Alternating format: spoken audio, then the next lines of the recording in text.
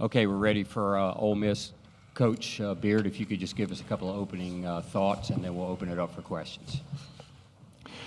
You know, every season ends for every team except for one with the feelings we have right now. It's a little bit different for me this year. You know, you dread that walk back to the locker room to talk to your guys. But this year it just felt different. I'm just so thankful. You know, I've never been this kind of emotion when a season ends, but I'm just thankful for these guys, man. Like, to be in the Sweet 16 our second year at Ole Miss, it's the players, especially these two guys to my left that endured the coaching change and stuck with us and decided to come back there last year and play for us. But just thankful, you know. From a coaching standpoint, you don't want to get beat your last game of the season, and I didn't think we did. I thought today we just ran out of time. A lot of respect for Michigan State and Coach Izzo. I thought our guys went pound for pound, nose to nose. That was a really tough basketball game. Thought it would be first one to 70 wins, and that turned out to be almost true. But just really thankful and proud of our guys. And the best thing that they did, and the thing I'm most thankful for, not just myself, but for them, I'm thankful that they did this for themselves, is they raised expectations. Nobody in the country thought we'd be in the Sweet 16 second year at Ole Miss when the season started, but these guys had their own expectations, and I'm really thankful for that.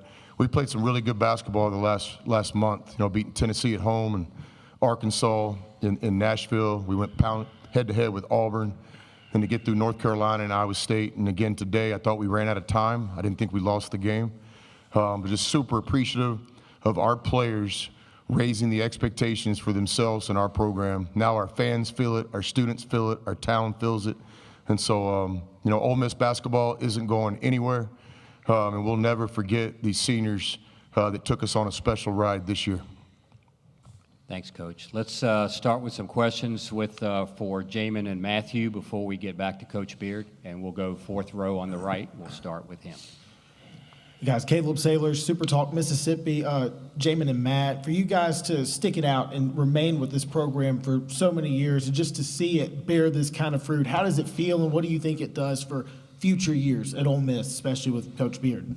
Yeah, it means a lot. You know, obviously just sticking around and seeing the growth, you know, even off the court in the community, you know, just engagement in general. You know, Oxford's a beautiful place, and I'm glad that we were able to, you know, execute. Matthew? No, just being able to be a part of the change has definitely been something special. You know, Ole Miss wasn't really on the national map, you know, a couple years back, and we felt like we've been able to grow it throughout the years. And, you know, like Coach Beard said, Ole Miss will be here to stay.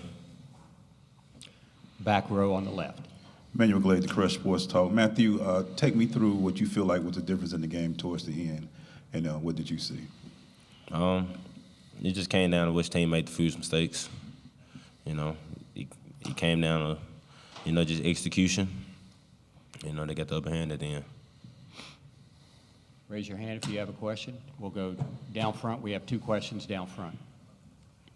Coach Beard, obviously they were able to get to the rim a little bit more in the second half. What did they do differently to adjust? Yeah, we're gonna get the players the questions first, or are we all up here? No, we're fine. Yeah, okay. Repeat the question. I'm sorry. I was asking what Michigan State did to get to the rim a little bit more. The points in the paint shifted in the second half. Yeah, I thought obviously the difference in the game was the free throw differential. Period. We out rebounded them. We took care of the basketball. You know, it was a hell of a basketball game. It was, you know, again, first one to 70 is probably going to win this thing. Baskets were hard to come by for both teams. But I thought the free throw differential in the game, and maybe there'll be another time and setting to talk about that. But yeah, I thought that was the difference in the game. And we didn't get to the bonus in the first half at all, I don't think, in the second half at the very end. So, and give Michigan State credit. Obviously, I thought it was their offensive game plan. They weren't going inside as much to their post players. Their guards were just trying to attack. And so I thought that was the difference in the game, the free throw differential. Also down front here.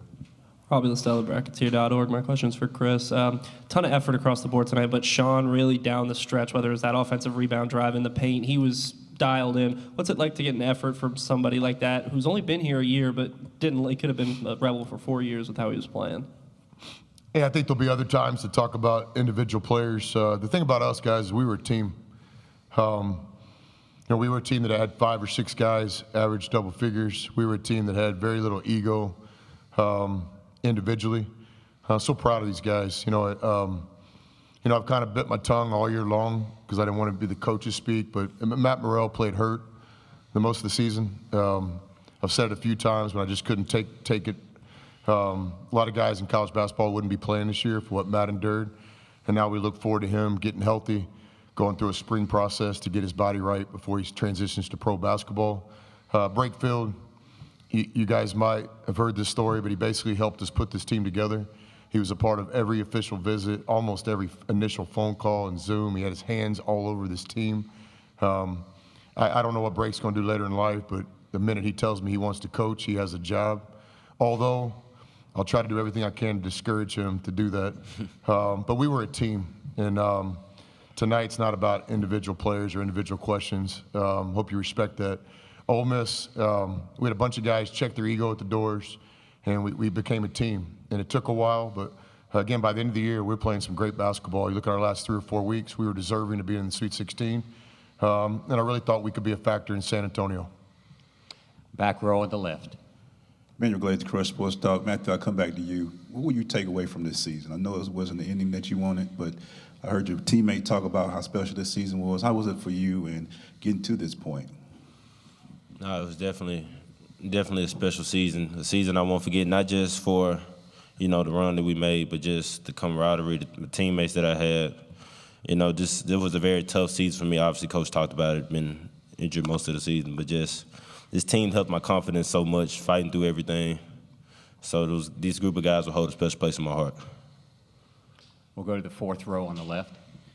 Jack Leo, Atlanta Journal-Constitution. This one's just for Coach Beard. I'm just curious, how much tougher is it to kind of win these games down the stretch when you got a program that's kind of pioneering into the Sweet 16, first time maybe that y'all had been there?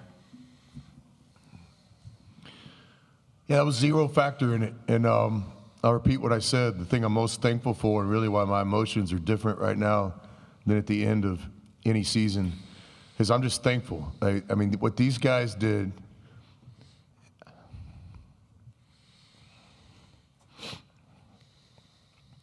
what these guys did is they raised expectations, first for themselves and then the program.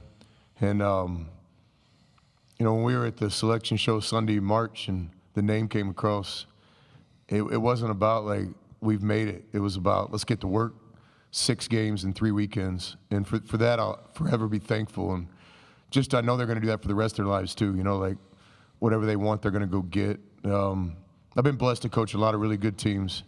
But these guys were different and just, literally, like, we walked around expecting to win the SEC, expecting to win every game, and expecting to make it to San Antonio, and it was beautiful to be around. Do we have any more questions? Raise your hand if you do. We'll get a microphone to you. If not, thank you very much, gentlemen. Thank you all.